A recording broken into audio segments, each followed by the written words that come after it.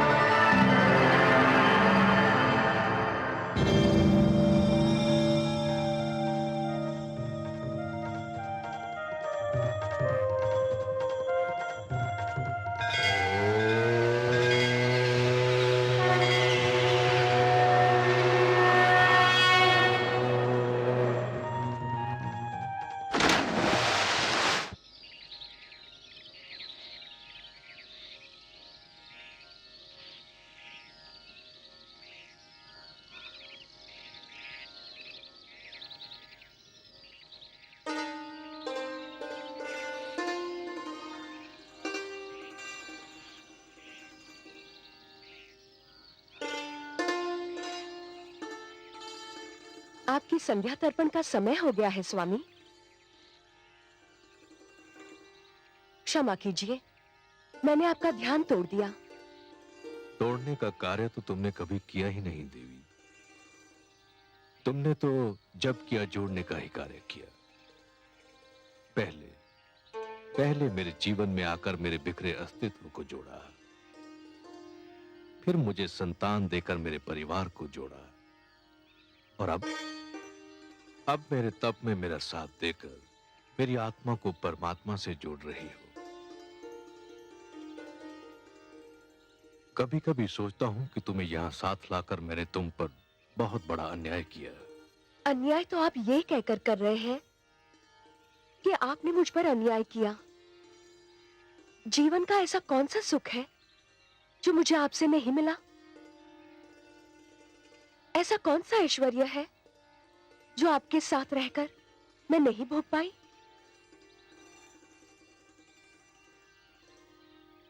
मैं बहुत ही स्वार्थी कहलाती यदि मैं आपसे केवल सुख पाती रहती, आपके दुख और आपके कष्ट की भागीदार न बनती। पिता श्री ब्रह्मा ने हमको उत्पन्न करते समय भी तो यही कहा था कि हम दो शरीर किंतु एक प्राण है। आप वृक्ष हैं स्वामी और मैं अमरलता। आपके सहारे के बिना तो मैं खड़ी भी नहीं रह सकती। तुमने जिस प्रकार सतीत्व के धर्म का पालन किया है, उसी से प्रसन्न होकर पिता श्री ब्रह्मा ने तुमको वरदान दिया कि तुम सदैव वैसी की वैसी रहोगी जैसी पिता श्री ने तुम्हें उत्पन्न किया था। तुम्हारी आयु आती जाती ऋतुओं और बीते समय से कदापि प्रभावित नहीं होगी। आपके मुख पर आपकी तपस्या, आपके निश्चय और आपकी कल्याणकारी प्रवृत्ति का तेज है स्वामी। मानव जाति के कल्याण के लिए आप आमरण व्रत कर रहे हैं। मानव जाति को बचाने के लिए आप तपस्या कर रहे हैं स्वामी। तुम भी तो मेरी भांति केवल जल का सेवन कर रही हो देवी। तुमने ये व्रत क्यों रखा है? मैं अपने सुहाग की रक्षा के लिए व्रत कर रही हूं। अब उठिए, सूर्यास्त का समय हो गया है।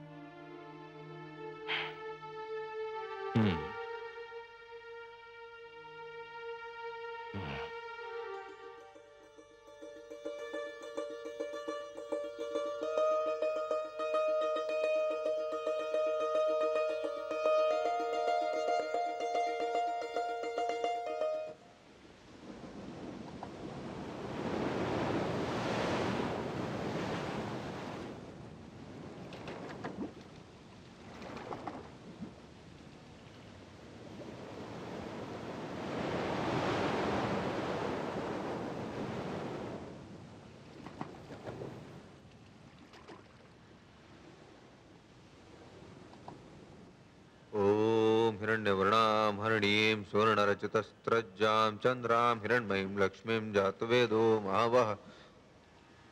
ठहरिए महाराज। तुम, क्या मैंने अभी तुम्हारी वाणी सुनी थी? हाँ महाराज, मैंने ही विनती की थी कि मुझे जल में न छोड़िए। किंतु क्यों? तुम तो जलचर हो। तुम्हारा तो जीवन ही जल के बिना संभव नहीं। ये सत्य है महाराज, परंतु जल में भी मेरा जीवन संभव नहीं। क्यों? क्या कष्ट है तुम्हें? आप जहाँ मुझे छोड़ने जा रहे हैं, वहाँ बड़ा मत्स्य और छोटी मत्स्य को निकल जाता है। मैं वहाँ सुरक्षित नहीं रह पाऊंगा। मुझ पर दया करें।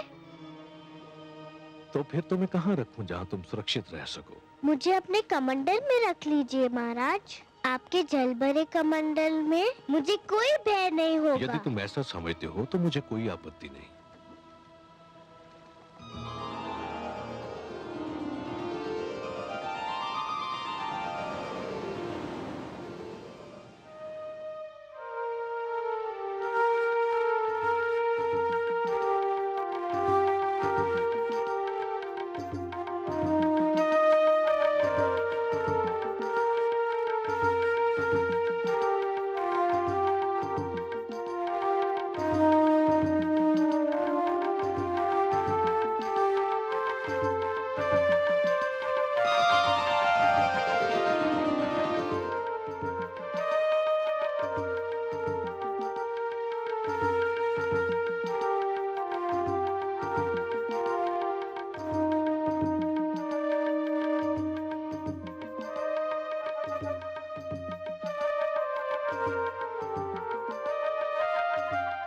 नहीं देवी नहीं, जल मत फेंकना। क्यों स्वामी?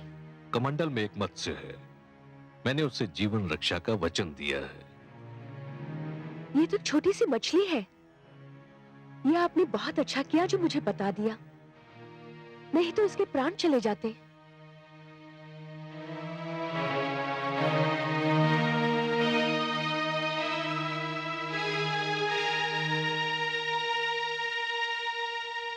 आइए स्वामी, विश्राम करते हैं।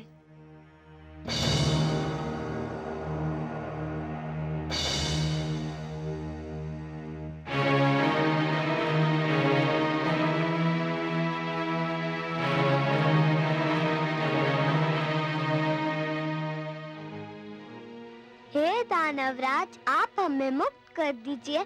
आपने हमें छोड़ दिया तो भगवान विष्णु आपसे बहुत प्रसन्न होंगे। मुझे तुम्हारे विष्णु की कृपा नहीं चाहिए।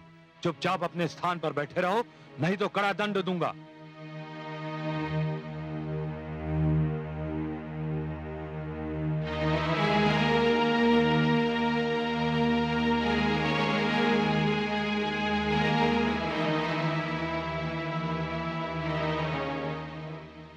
कौन है ये सुंदर बालक? इन्हें किसने बंदी बनाया है? हम भगवान विष्णु के आप्त वचन माता दानव हैग्रीव हमारा अपहरण करके हमें यहाँ ले आया है। छोड़ दो इन्हें। मुझे खेद है माता, मैं आपके आदेश का पालन नहीं कर सकता। क्यों? क्यों नहीं कर सकते मेरे आदेश का पालन? ये चारों दानवराज हैग्रीव के बंदी हैं और उनका आदेश है कि इन्हें ना छोड़ा जाए। माते,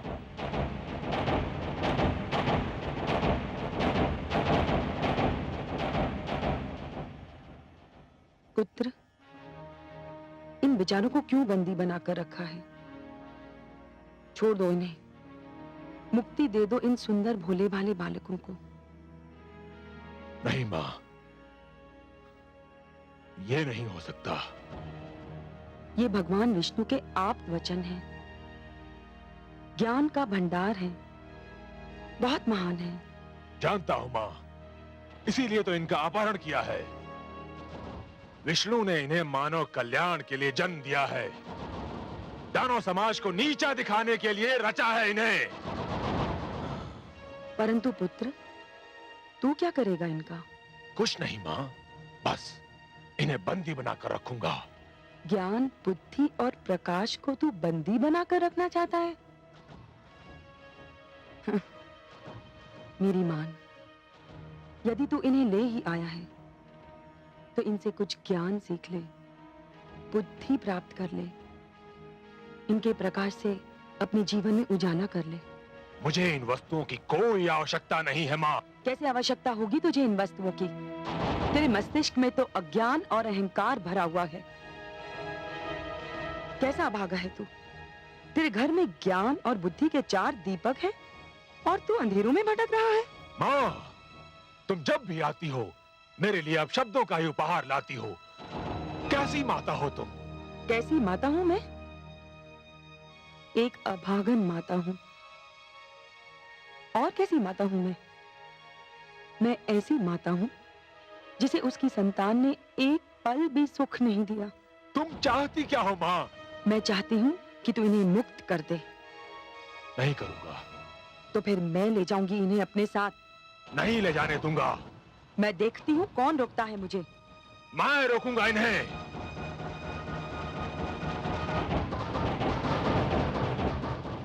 देखती हूँ तू कैसे रोकता है। आओ बालक। नहीं। हट जा तू मेरे बीच से। माँ, तुम चली जाओ यहाँ से। नहीं जाऊंगी। क्या कर लेगा तू मेरा? नहीं माँ, मैं कहता हूँ चली जाओ यहाँ से। नहीं तो। नहीं तो क्या करेगा तू? माँ, मुझे भय है कहीं मेरा हाथ ना उठ जाए और मैं तुम्हारा अपमान न कर बैठूं।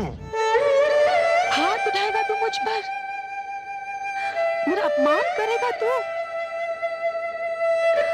अरे अभागे, अपमान तो मेरा उसी दिन हो गया था जिस दिन तूने मेरी कोख से जन्म लिया था।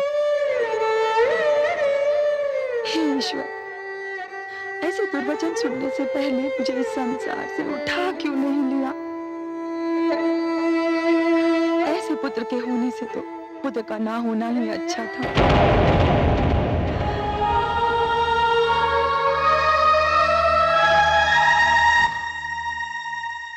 अब तुमने यदि किसी से सहायता मांगी अथवा मांगने की चेष्टा की तो मैं तुम सबको नष्ट कर दूंगा।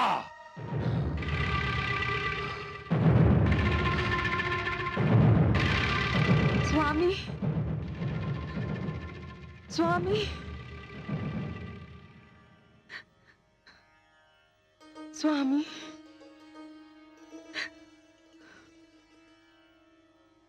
आगे कुछ कहने की आवश्यकता नहीं है देवी।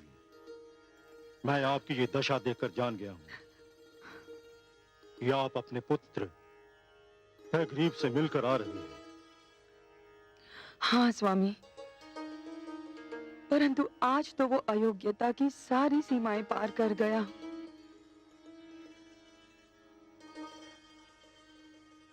जो किसी सीमा को मानता ही ना हो उस पर यह दोष लगाना ही व्यर्थ है कि वो अयोग्यताओं की सारी सीमाएं पार कर गया। फिर भी क्या किया है उसने? उसने भगवान विष्णु के आप्त वचन 4 वेदों को बंदी बनाकर रखा है। मैंने उन्हें मुक्त कराना चाहा तो उसने मुझ पर हाथ उठाने की धमकी दे डाली। मन में तो आया कि उसे शाप ही दे दूं। तो फिर दे दिया होता। शरीर का जो भाग सड़ जाए उसे काट कर फेंक देना ही उचित होता है। कैसे देती स्वामी? मैं माँ हूँ, भले एक कुपुत्र की माँ सही, परंतु आज मुझे एक बात का ज्ञान अवश्य हुआ है कि कभी-कभी मातृत्व भी लज्जा का कारण बन जाता है। आज पहली बार मैं बहुत लज्जित हूँ कि मैं ऐसे पुत्र की माँ, मैं उसे अपनी कोख से जन्म देकर पछता रही हूँ। पश्चाताप यदि भूल का मूल्य चुका सकता है तो विश्वास करो, मैं आपके पश्चाताप के साथ अपना पश्चाताप भी जोड़ देता हूं। परंतु जिस प्रकार वर्षा ऋतु बीत जाने पर बीज बोने से कोई लाभ नहीं, उसी प्रकार हमारा पश्चाताप करना भी व्यर्थ है। कैसी अभागन हूँ मैं। जानती हूँ मैं के इस दुष्कर्म का क्या परिणाम होगा, फिर भी कुछ नहीं कर सकती। कुछ नहीं। शांत हो जाओ। सब कुछ भगवान विष्णु पर छोड़ दीजिए। वो जो भी करेंगे उचित ही होगा, न्याय के अनुकूल होगा। शांत हो जाओ।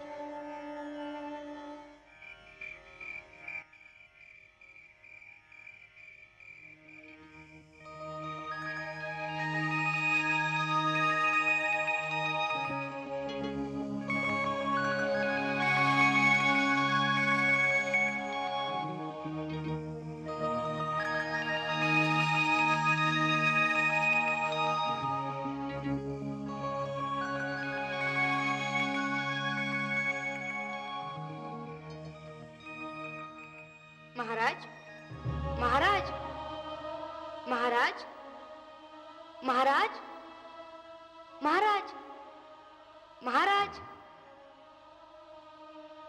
महाराज।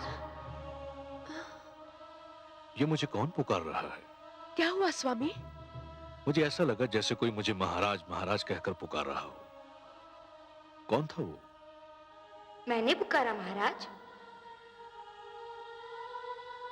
अरे, ये पुकार तो कमंडल से आ रही है। हाँ देवी, ये मैं ही हूँ। मेरी रक्षा कीजिए। इस कमंडल में मेरा श्वास रुका जा रहा है। मुझे यहाँ से निकालिए महाराज।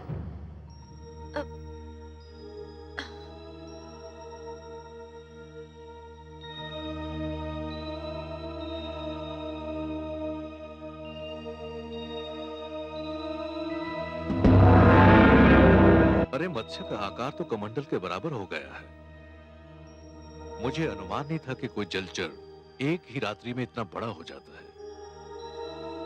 इस कमंडल में तो इसका श्वास घुट जाएगा। मैं इसे बाहर के जलाशय में छोड़ आता हूं, इसे वहां चैन मिल जाएगा।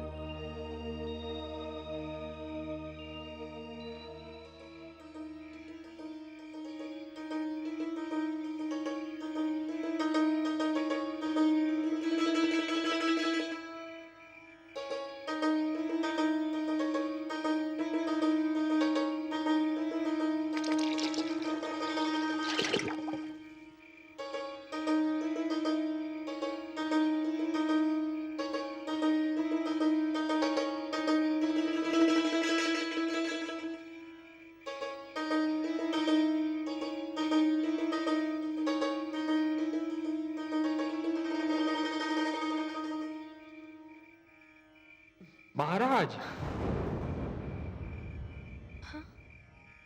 महाराज,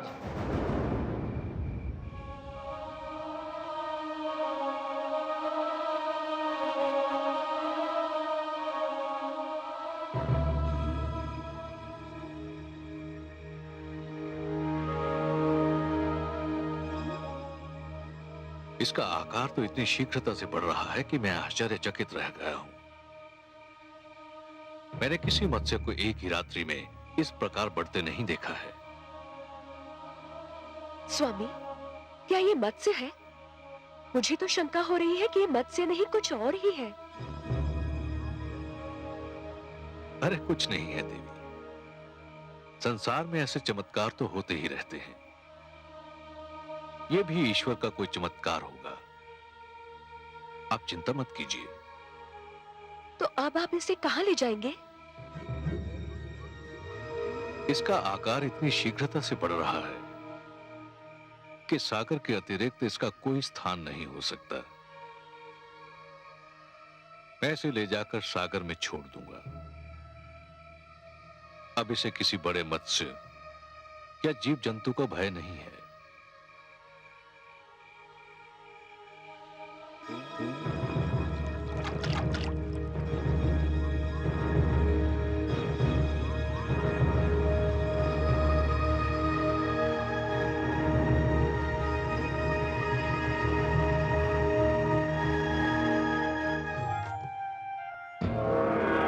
नारायण नारायण। प्रणाम पिताश्री, बारंबार प्रणाम। आयुष्मान भव। आओ पुत्र, उचित समय पर आए तुम। तुम्हें ज्ञात है सृष्टि में क्या होने वाला है? हाँ पिताश्री, मुझे ज्ञात है कि सृष्टि में क्या होने वाला है, और मुझे यह भी ज्ञात है कि सृष्टि में जो होने वाला है वो आपके ही परामर्श का परिणाम है। तुम सत्य कहते हो पुत्र, परंतु सृष्टि के प्रति मेरे मन में प्रेम भी तो है। स्वाभाविक है पिताश्री, नितांत स्वाभाविक है। आप सृष्टि के रचयिता हैं, सृष्टि आपकी रचना है, और रचयिता का अपनी रचना से प्रेम होना स्वाभाविक है। फिर मेरी चिंता भी तो स्वाभाविक है। पिताश्री, आपकी चिंता स्वाभाविक है, किंतु पिताश्री धरती का विनाश नहीं हो रहा है। धरती केवल जलमग्न हो रही है, और वह भी इसलिए कि वह स्वच्छ हो जाए। पिताश्री, हर युग में धरती को स्वयं अपने आप को स्वच्छ करना होगा। पट्टी पर जब कोई नया लेख लिखा जाता है तो पुराने लेख को पोंछना ही पड़ता है।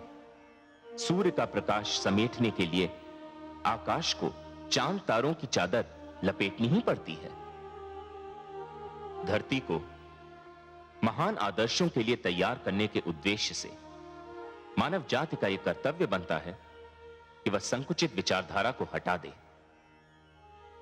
यदि यह कार्य मानव स्वयं कर ले तो देवताओं को हस्तक्षेप करने की कोई आवश्यकता नहीं, किंतु यदि मानव यह परिवर्तन नहीं ला सकता तो देवी शक्तियों को हस्तक्षेप करना ही पड़ता है, जो आप कर रहे हैं। जानता हूं पुत्र, पर जिस धरती को स्वच्छ करने के उद्देश्य से जलमग्न होना है, उस पर मेरा पुत्र मनु भी तो है। मुझे चिंता है कि मनु का क्या होगा। ओह, तो भ्राता मनु की चिंता ने आपको व्याकुल कर रखा है। प्राणियों की रचना करते करते आप स्वयं मोहग्रस्त हो गए। नारायण नारायण। पिताश्री, माना कि पुत्र मोह की भावना को नकारा नहीं जा सकता, बड़ी स्वाभाविक सी बात है ये। किंतु पिताश्री, पुत्र मोह मानव दुर्बलता का लक्षण है। देवता इन भावनाओं से ऊपर हैं। आपके लिए तो संपूर्ण मानव जाति संतान के समान है। फिर आप किसी एक की चिंता क्यों कर रहे हैं? आपने भगवान शिव को जल प्लावन करने का परामर्श देकर अपना कर्तव्य निभाया।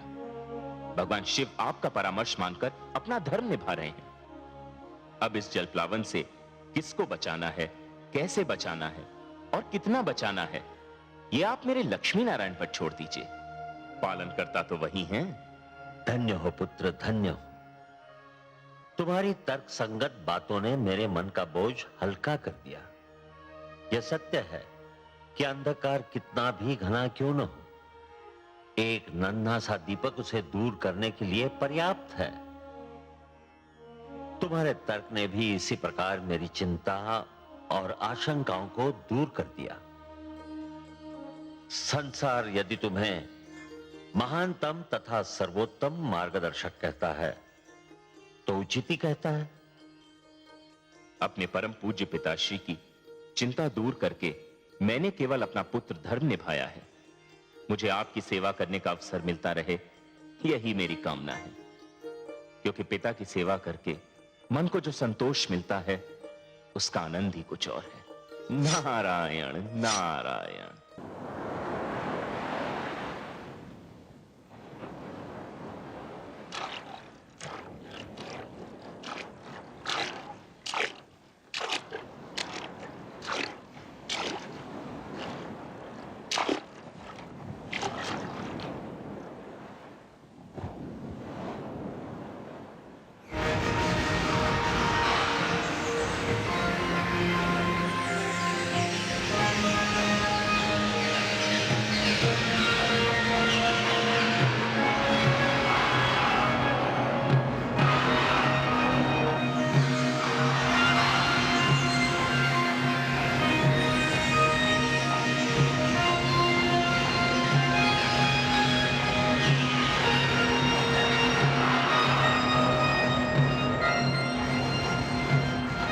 ये क्या हो रहा है भगवान?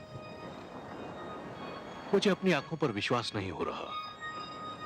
एक नन्हा सा मत्स्य जिसे मैंने अपने कमंडल में शरण दी थी, वो इतना विशालकाय हो गया है कि ये अथाह विशाल सागर भी इसके लिए छोटा दिखाई पड़ रहा है।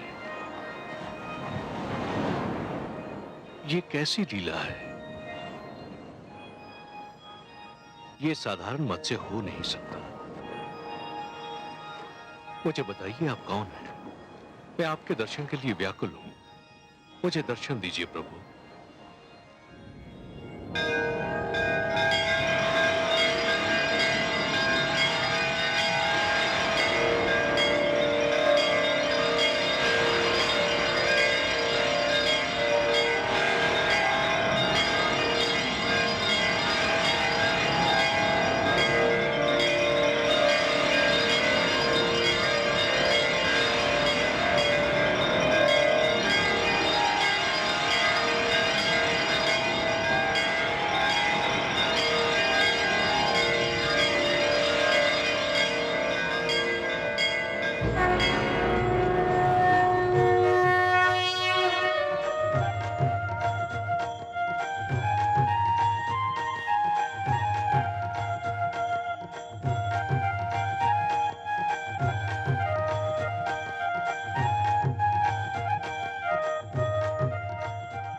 भगवान आप? हे जगदीश्वर, हे जनार्दन, हे सर्वेश्वर, ये आप हैं प्रभु। मेरे सौभाग्यशाली नेत्रों को आपके दर्शन हो रहे हैं। हाँ मनु, ये मैं ही हूं। आपके अतिरिक्त और कौन हो सकता था हे पद्मनाभ? ये लीला तो केवल आप ही दिखा सकते हैं कि सिमटे तो मानव की अंजुरी में समा जाएं और फैलें तो धरती और आकाश को भी ढक लें। आप मेरी अंजुरी में ठहरे, मेरी कुटिया में रहे। मैं किन शब्दों में आपको धन्यवाद दूं? हे सर्वश्रेष्ठ, आप महान हैं। मैं अपने भाग्य पर जितना भी गर्व करूं कम है। आपको कोटि कोटि प्रणाम हे लक्ष्मी नारायण।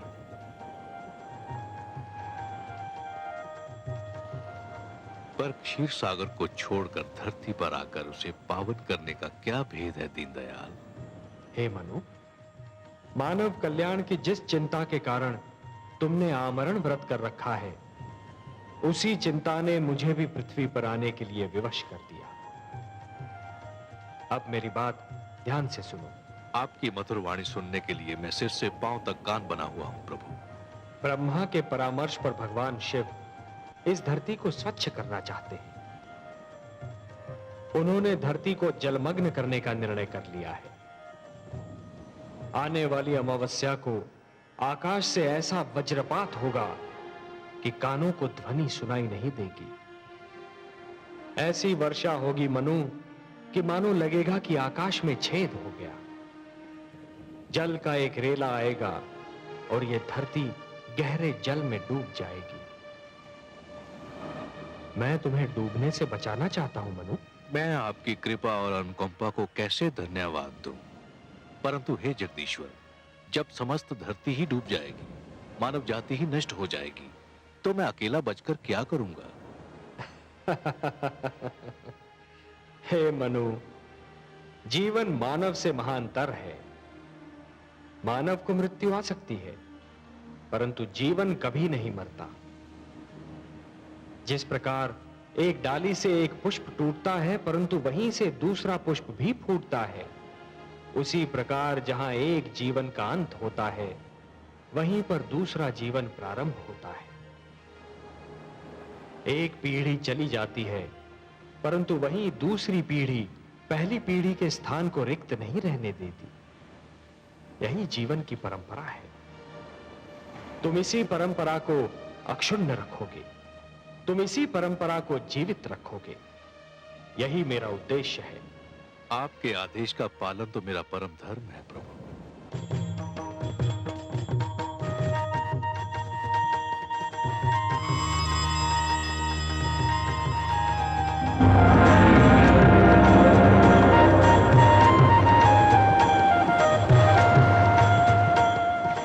मनु, जल प्लावन के समय तुम अपनी धर्म पत्नी शत्रुपा के साथ इस नौका पर सवार हो जाना।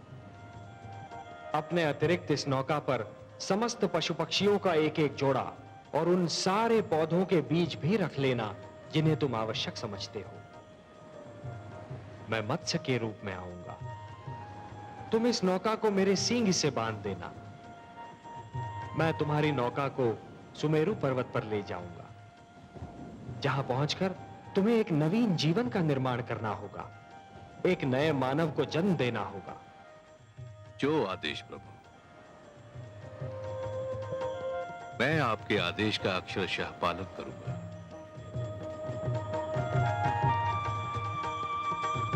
तथास्तु।